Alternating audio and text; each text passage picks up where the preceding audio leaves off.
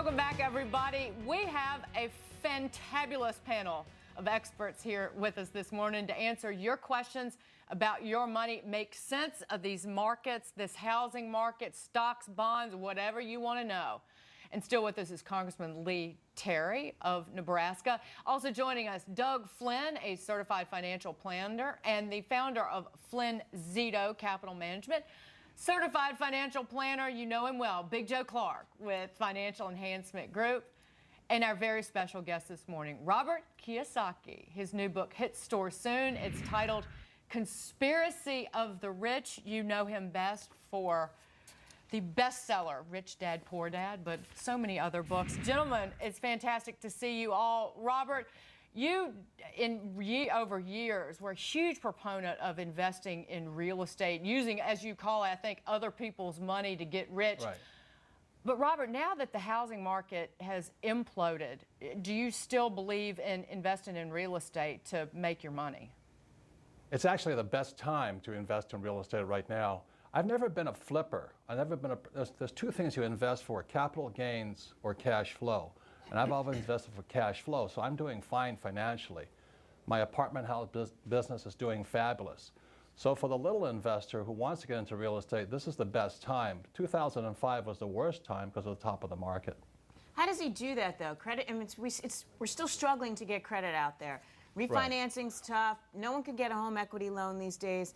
So the little guy who wants to do this, he certainly can't tap into his 401k because that's disappeared as well. Right. The credit market is banged up because the banks they're swamped with foreclosures and all this stuff. So for the little guy, you have to start about 9 months early now to be qualified to get into the queue to get a loan.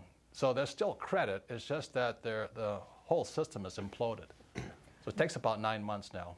Big Joe Clark, Robert has never been a fan, and we can get to this later, never been a fan of investing in mutual funds. What do you say to that? Well, listen, if you've got less than $100,000, mutual funds are a great way to go. You need professional management. You need low-cost trading to the best of your ability and some sorts of diversification. Mutual funds give that. As much as I dislike them, I would agree with them. I use individual stocks and exchange-traded funds, and we manage the money.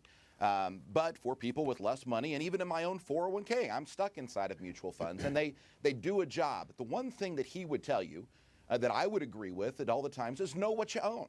You know, that is the nice thing about real estate. I wouldn't go necessarily invest in it like he does, but if you can see the building, feel the building, and touch the building, it gives people a sense of stability. If you own a stock, you can relate to an individual company. In a mutual fund, it's hard to touch or create any tangible parts to it. Well, Doug, I mean, that is always the argument that a lot of times people own a couple big funds and they end up owning like IBM, GE, and, you know, Intel in all of them without even knowing. Yeah, there's overlap software. You can find out when you put together your portfolio what you have a lot of. You might have more of the same things. People think they have 3 different funds, they're diversified, and they're not. One of the things that I do like about them is, unlike real estate, which is high intensive in its cost, and if you bought at the high, you can't really dollar cost average into individual properties and buy more unless you have unlimited capital. That's an advantage if you're a long-term investor in things like mutual funds. If they're inexpensive, you chip in every month, and maybe you bought some at the high, but you're also buying some at the low, and it averages out. It's hard to do that with individual properties. Congressman, what are you guys doing down in D.C. to make it just easier for people to invest and to just improve investor education in this country, which is something we all need? Nothing. Well, shame on you. No, you know what? I love him. He's so honest. I love him. You got to come back more. Well, thank you. Actually, I think what we're doing down here makes it more difficult for small businesses, especially to get credit.